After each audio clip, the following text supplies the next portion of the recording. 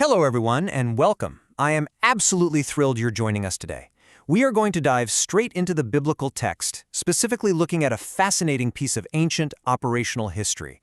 If you're someone who appreciates order, logistics, and really clear instructions, you are going to love this explainer. We're going to break it down verse by verse so it makes perfect sense. Welcome to the Pardes channel. Today, we explain Numbers chapter 4 in a clear and simple way, step by step. Okay, let's set the scene real quick. The Israelites are currently camped out in the wilderness of Sinai. They've just built the Tabernacle, the mobile sanctuary where God's presence dwells.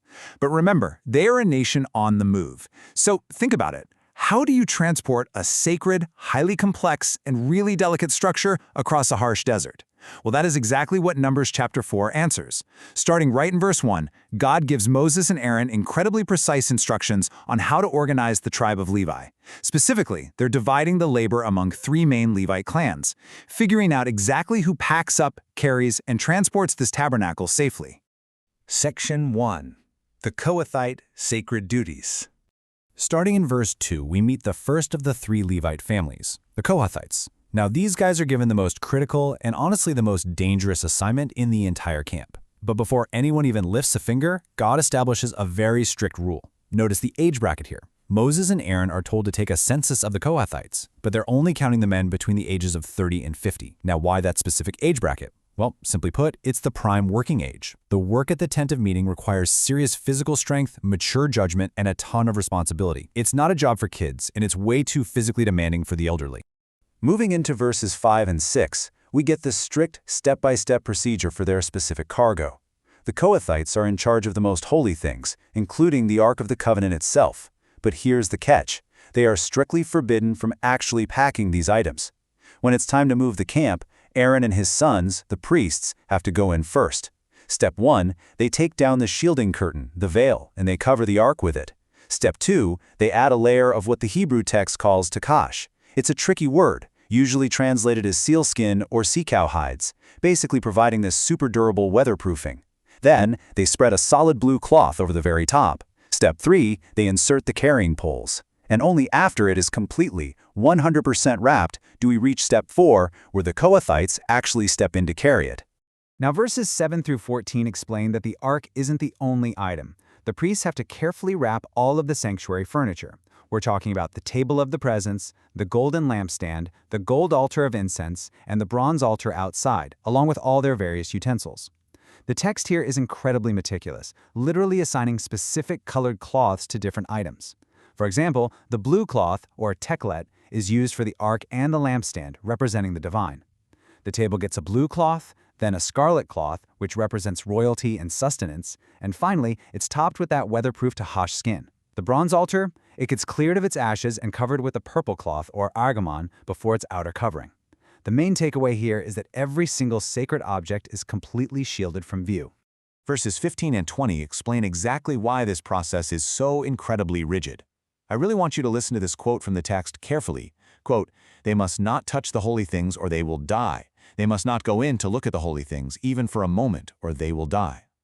I mean, wow. That emphasizes the extreme, literal danger of the sacred. The Kohathites are basically this high-security transport team, but they are strictly porters. The boundaries are absolute. Looking at or touching the uncovered holy items is literally lethal. So Aaron and his sons are actually protecting the Kohathites' lives by making sure everything is perfectly covered before those workers even set foot in the tent. Verse 16 tells us that to ensure absolutely strict compliance, the Kohathites operate under some serious high-level supervision. Aaron's son Eleazar, the priest, is put in direct charge. He personally oversees the essential holy substances, the oil for the light, the fragrant incense, the regular grain offering, and the anointing oil. Eleazar has supreme oversight of the entire sanctuary and its holy furnishings. His job is to make sure the Kohathites are assigned exactly what to carry, ensuring that they live and do not die. Section 2. The Gershonite Transport Roles. Continuing our verse-by-verse journey, right around verse 21, the text shifts focus to the second Levite clan, the Gershonites. So if the Kohathites handle the furniture, what exactly do the Gershonites do? Well, looking at their specific inventory, you can see they're basically in charge of all the textiles. They carry the beautiful inner curtains of the tabernacle, the protective coverings of the tent of meeting, Those heavy outer Tehash hides we talked about, the screens for the entrance, the courtyard curtains surrounding the whole compound, and all the cords and ropes that go with them. Think about it. That is a massive amount of heavy fabric and leather that essentially forms the tenting itself. Now, verse 28 clarifies the chain of command for this clan. Just like Eleazar directed the Kohathites, the Gershonites have their own priestly supervisor. Their work is directed by Ithamar, another one of Aaron's sons. Ithamar's job is to ensure that all this massive yardage of sacred fabric is properly folded, fully accounted for, and transported safely without dragging in the desert dust. Section 3. The Merarite Structural Tasks. In verses 29 through 33, we turn to the third and final Levite clan, the Merarites. Once again, Moses and Aaron are told to number them, strictly counting those from 30 to 50 years old for their specific service.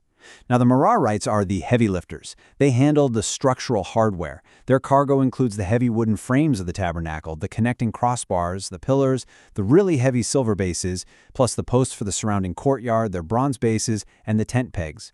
Basically, everything that gives the tabernacle its skeleton and rigid structure falls entirely on the shoulders of the Merarite clan. What's fascinating is how this perfectly illustrates the logical division of labor the text lays out. Think about it. You have the Gershonites handling the soft materials, the textiles, the curtains, the ropes. And on the flip side, you have the Merarites handling the hard materials, the wood frames, pillars, and those heavy metal bases. Both of these clans, handling the structure and the tenting, are placed under the supervision of Ithamar. This ensures a perfectly coordinated teardown and setup of the sanctuary's entire architecture. It's brilliantly organized. Section 4. The Final Census Tally. All right, now we reach the final portion of Numbers chapter 4. God commanded Moses and Aaron to actually take a census of these eligible workers. And starting in verse 34, they do just that. They tally up the workforce clan by clan. Let's look at the exact numbers recorded in the text. Moses, Aaron, and the community leaders counted the men aged 30 to 50. For the Kohathites, the transporters of the holy furniture, the number was 2,750. For the Gershonites, handling all those textiles, they counted 2,630. And finally, for the Merarites, managing the heavy structural frames, they came in at 3,200. When you get to verse 48, you add those individual clan tallies together, and you get this grand total, 8,580. That is 8,580 Levite men, all in the prime of their lives, specifically drafted and assigned to the sacred logistics of transporting the tabernacle through the desert. It's essentially a massive, highly organized moving company dedicated entirely to the things of God. Section 5. Practical Lessons and Ideas. So we've walked through the literal text, verse by verse, covering all the exact logistics. But I want to ask you this directly. What can we actually learn from all this strict order? I mean, why did the text record all these meticulous details about tent pegs, blue cloths, and very specific age brackets? Well, it's not just ancient history. It actually shows us something fundamental about how a healthy, highly functional community operates. Here are a few simple, practical takeaways we can apply today. First up, the importance of designated roles. Look, not everyone does the exact same job, but every single job is absolutely vital. If the Merarites drop the frames, there's no tabernacle. If the Gershonites lose the coverings, there's no shelter. Second is an absolute reverence for the sacred. Those extreme life-or-death boundaries around the holy items remind us that certain things require our absolute utmost respect and care. And third, the necessity of order and structure. If you want to move a whole nation safely through a chaotic wilderness, you need a solid plan, clear communication, and really defined leadership. Maintaining clear boundaries is what ensures the safety and the success of the entire community. Section 6, Chapter 4 Recap. Okay, let's do a rapid-fire Chapter 4 recap to lock this all in. We've got the Kohathites. They transport the most holy items, but remember, only after the priests cover them safely in their assigned colors and tash skins. Next, we have the Gershonites. They transport the soft goods, meaning the textiles and the heavy coverings. Then we have the Merarites. They're hauling the heavy structural frames and bases. All of these workers are strictly men aged 30 to 50, and their combined workforce totals precisely 8,580 men. And the bottom line? They did everything exactly as God commanded Moses. Before we wrap up, I want you to ask yourself, how does the structure and organization of your own daily life reflect the careful, deliberate order we see demanded in this chapter? Thank you for learning with us. If this helped you understand the chapter better, like, subscribe, and join us for the next chapter.